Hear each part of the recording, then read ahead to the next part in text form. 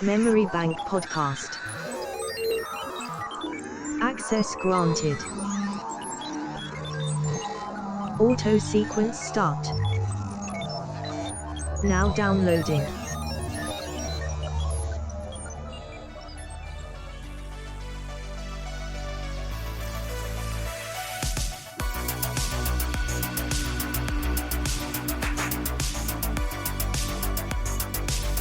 All right, hello, and welcome back to another episode of Memory Bank.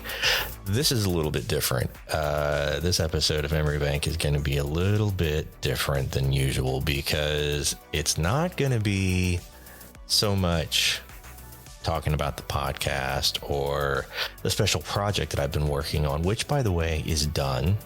I actually have in my possession some of the tangibles that I have created, and I will be doing an episode about that sooner than later. But today I'm talking about a little bit of an anomaly that has happened. And I really don't know how to approach it other than just to dive right into it and kind of explain what happened and why. So I watch a lot of YouTube videos. That's no secret. And I always watch videos about how to get better. And I've been thinking a lot about reworking my YouTube channel. I've got a YouTube channel, but it's really just where I post copies of the podcast there. And it's just a static image, usually a thumbnail that I'll create, or just the cover art for the podcast, and the audio. That's it. I have only recently started filming, like today, doing an actual video where you can see me in my office and got my headphones on, the microphone, and all that stuff. I've only recently started doing, I think this is my second episode doing that. So if you want to watch on YouTube, you can watch me talking to you, because people seem to like that. They say it's more interactive, and I have noticed that the last video I did, or the last episode I did, there are quite a few more views. It's interesting.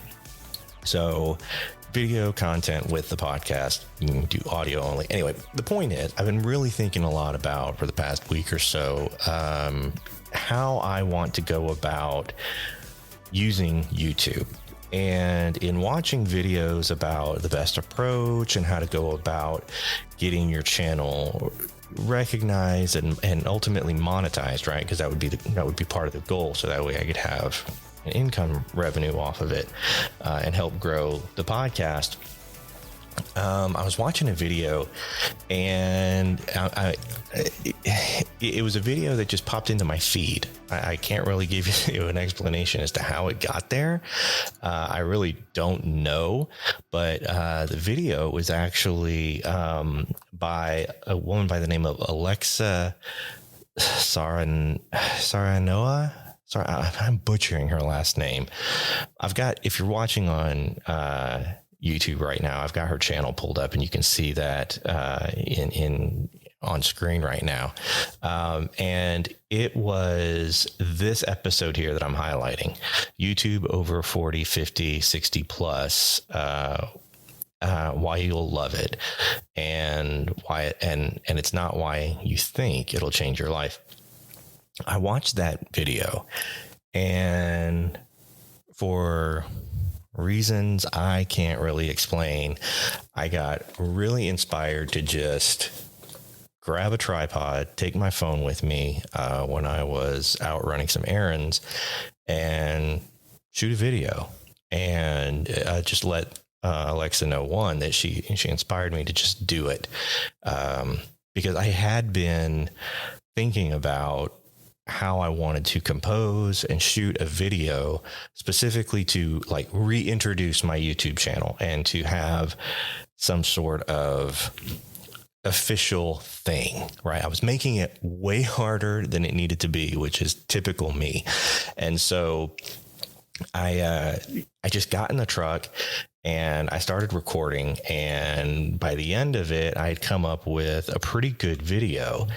And so I edited it down. It's about a 4.5 minute video, and I posted. I made a pretty good thumbnail, actually. Out of all the thumbnails I have made, it is one, the simplest I've ever done, and two, my favorite. It is hands down my favorite thumbnail, and I will definitely be linking the video in the description of this episode, so that way you can go check it out. But as of recording this, this is the wild part. It took off. The video took off. By far, it is the best performing video on my YouTube channel. As of right now, if you're watching on YouTube and you look at the display, I've got my YouTube studio up. It has over 1,840 views. That's insane for my channel. If you look at the comment section actually blew up, and there were conversations going on. There are 187 comments on there right now. Now, of course, that factors into my responses to people, which is kind of weird, but it's YouTube, right? So I don't know how they structure their commentary and all that stuff. It's fine. But it's fascinating to me that it has done so well. And as of right now, I am over 50 subscribers on my channel, whereas just a few days ago, I had maybe 15. Maybe 3 days ago, I had maybe 15. So yeah, it's been quite interesting. And you know, the question in the video that I was talking about is why is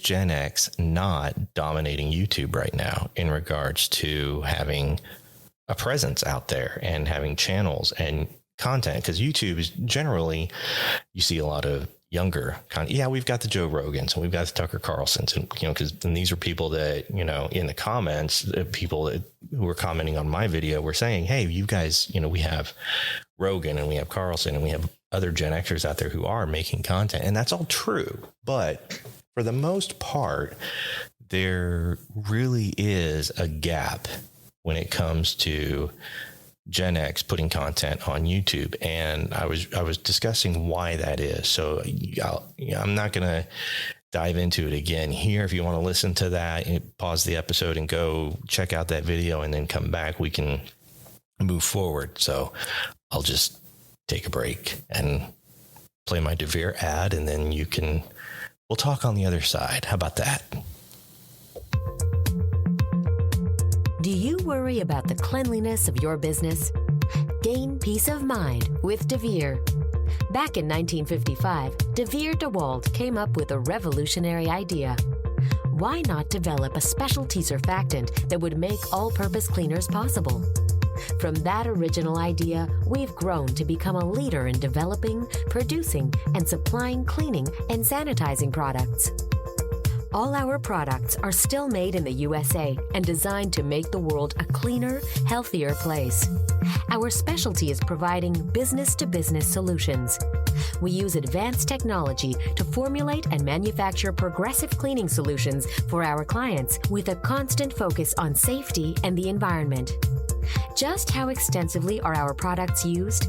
Well, odds are that if you live in North America, you've touched a surface cleaned by a DeVere solution or eaten something processed in a facility that relies on DeVere products for sanitation. Food processing facilities and farms use our dry entryway control treatment to shield themselves from unwanted outside contaminants. Businesses rely on our cleaners and sanitizers to help ensure that their food's preparation areas are free of bacteria. Restaurants, resorts, bars, and convenience stores utilize our cleaning concentrates to ensure their surfaces meet health and cleanliness standards. We also offer dishwashing and laundry solutions. From farm to fork and beyond, there's no part of the cleaning process that we don't improve. If contamination and cleanliness issues have impeded your company's operations, isn't it about time you asked yourself what DeVere can do for you? To find out, simply call, email, or visit us online. All right, I hope you listened to the DeVere commercial and then went and watch the video. Anyway, so what's been really cool about the video doing so well? One, it shocked the hell out of me. And, you know, watching the numbers grow is really kind of cool. You know, when you go to bed one night and it's like a couple hundred views and you think, oh, that's cool. And you wake up the next morning, you're over 1,200 views. That was really surprising. And, as fun as that is to see the numbers go up. The real part that I was having a lot of fun with and really enjoyed more than anything, were the comment section. There are some great conversations going on in the comment section. And just like Alexa's video and how she was talking about how she hasn't had very many negatives, so far, I can only think of one comment that was negative, quote unquote. And it really wasn't that negative. He basically just poking fun of me, you know, as why is it that, you know, Gen Xers get on here and they look like old divorced dads sitting in their car. First of all, it was a truck. All right, you little shit. It was a truck. And second of all, the reason why is because in our vehicles, as Gen Xers and adults with families and kids and jobs and spouses, that's our sanctuary. It's the only place where we can get a damn moment's peace to think for ourselves. So I'm assuming that the person who made that comment is not married and they have no idea what I'm talking about. They're probably a part of the younger generation. And so like a millennial or a Gen Z or a Gen Y. So maybe they're married, maybe they're not. But they will get there. I guarantee you we all get there. As much as you think that'll never be me, you too will be talking to yourself in your car or truck, as the case may be. But it's just kind of really cool that, you know, I kind of found a tribe on there, and the interaction that I've always been wanting from the podcast through YouTube. So, I'm really excited about that. And the interesting thing is that the answer to the question, why is Gen X not dominating YouTube? You know, a lot of people did the knee-jerk reaction of, well, we don't care. We don't care. And come to find out after I had pointed out, well, you say you don't care, yet you watch the video, and two, you commented on it. So you have to care a little bit, right? If you're going to make a comment and put that out there. And so after saying that to a few people, then they would respond back and we would start a conversation. And the really interesting thing, I've noticed a few things whenever I did that and kind of urged a conversation out of them. It's that most people are exactly like what I said. They are, you know, in the thick of their lives. They're busy raising families. They're busy with their careers. They don't have a lot of time on their hands to do what they think is a heavy lift in regards to recording a video, editing a video, and posting it. Now, I do it because I enjoy it. It's escape for me. It's a creative outlet.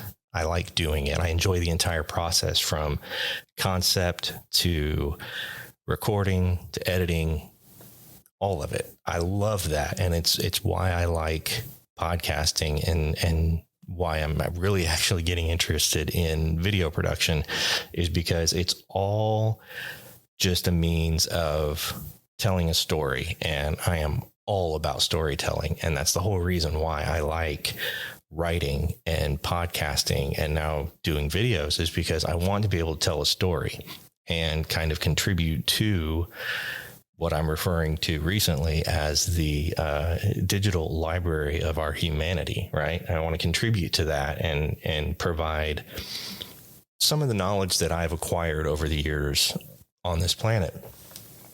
And one of the key things, probably the most repeated thing that I've seen, is that a lot of people don't feel they could be 100% themselves due to cancel culture. They're terrified of saying something that will get them fired from work. They are really worried about saying or doing something and getting offended and then being labeled as whatever.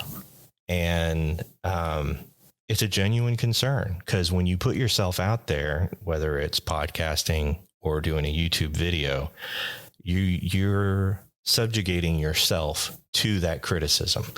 And I think that Gen X is actually really well positioned to interact and be a more active presence on YouTube and in podcasting and whatever platform you choose, Instagram, because we're known to have a thicker than usual skin. Right. A lot of the Gen Zs and millennials and Gen X and Gen Ys, they're not known to have very thick skin and are often require safe spaces. Gen Xers don't give a damn about your safe space. And we will tell you that, and we will explain to you in great detail and at great length why we don't care. Now, here's another thing about Gen Xers, though. We're also not going to mess with you if you don't mess with us. And I think because we are so used to interacting with our own kind, in the sense that when we were growing up, it didn't matter what music you listened to, didn't matter what games you played, it didn't matter what movies you liked or didn't like. If you didn't rag on us and give us hell about the things we like, we weren't going to do that to you. It was live and let live, do your thing. But in this day and age, it seems like people just want to tell you how wrong you are for loving what you love or doing what you do or thinking the way that you think. And for Gen Xers, a lot of times knowing that, we censor ourselves a lot and we don't really say what we think. Very few of us actually put it out there and say truly what they think. And I think that is ridiculous, that we cannot have difficult conversations without it turning into sometimes a literal fight or the horrible incident that we saw take place yesterday where President Trump was shot at his rally. I don't want to get political on here, but it is a world event. It is something that is dominating the news cycle right now. And it's an example of why a lot of Gen Xers don't feel like they can speak their mind. It's because we feel that would just put a huge target on our backs, and people who disagree might go to an extreme, might show up on our doorstep because we posted something and they tracked us down online, right? They looked us up online, found out where we live, and show up at our doorstep. As crazy and far-fetched as that sounds to somebody who would never do that, that's the reality of things that have happened to YouTube personalities, podcasters, news and social media influencers. That has happened, and it's nuts. It's nuts. And by coddling an entire generation like we have, what we have done in the process is made it so we can't have those difficult conversations with each other. And that is not a good thing. You know, it used to be we could have a difference of opinion, discuss it, and then go to a bar and have drinks together afterwards. You know, it used to be back in, the 60s and 70s, and even early on in the 80s, politicians would go at each other's throats on the Senate floor or on the House floor. And then when it hit quitting time, they would call up their wives and they all would go out to dinner together. Democrat, Republican, Independent, didn't matter. They would go to dinner, have a good time, and be civil with each other. And we've lost that as a society because we have had to treat generations with kid gloves.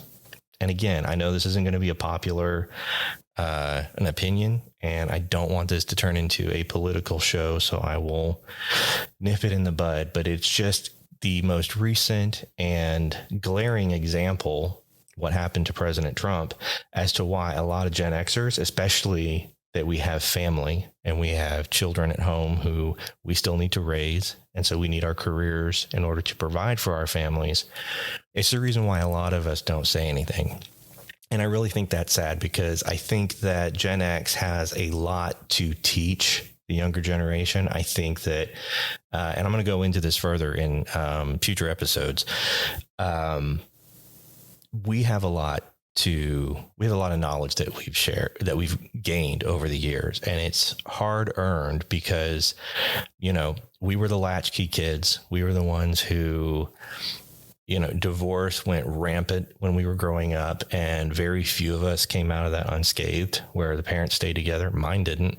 I cannot think of, I've got one friend from my childhood that I can think of whose parents didn't get divorced until after he was out of the house and married, but then they wound up getting divorced anyway, which is nuts. It's just crazy. It's like, you made it at that point. Why would you do that? But yeah, it's not my life. It's theirs. I'm sure there are reasons. But my point is that we have a lot of information to share, and there's going to be a huge knowledge gap if we don't start documenting it somehow and helping the younger generation to progress forward. And some of the comments that I've gotten on that video, I hope you go and check it out. They're saying the same thing, that we do have stuff that we need to pass along. But the problem is that, a lot of people just don't want to do it via YouTube or a podcast or social media. And that's fine. They don't have to. I'm doing it for me. And because, it's the whole reason why I started Memory Bank, right? I wanted to document and record my life and the things that I've learned. And it's just kind of taking a broader approach now, I think. And I think if you, continue to listen, I don't want to come off sounding preachy, but I do want to give my opinion on things. And I do want to have as open and real conversation as possible. So if that is something that you are totally down with and want to support, I would love it if you went out and subscribed, followed the podcast, subscribe to the YouTube channel, leave some comments, check out brandonkeller.net. And yeah, I would greatly appreciate that. So that's your call to action for this episode as I round things out, is to go out to the YouTube channel, watch the video, drop a comment, let me know what you think of the video, because it's gotten really great response already. And subscribe to the YouTube channel in particular. I will be doing content there outside of the podcast. I'm still going to be doing the podcast episode, and I'm going to be recording video for that. But there will be separate videos on YouTube that will not be an audio only episode. So be sure to subscribe in both places, so that way you don't miss a moment of my commentary, because I know it's hard to go a week without it, right? Anyway, thank you so much for listening. I hope you enjoyed this episode. I hope you enjoyed the video on YouTube.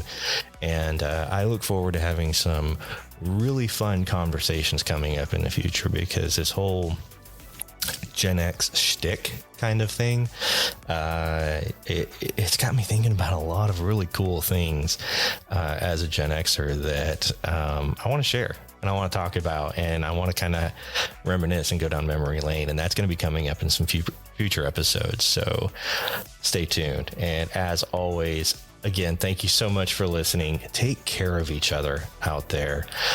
God bless each and every one of you for listening. And I will see you, now that I have video, in the next episode.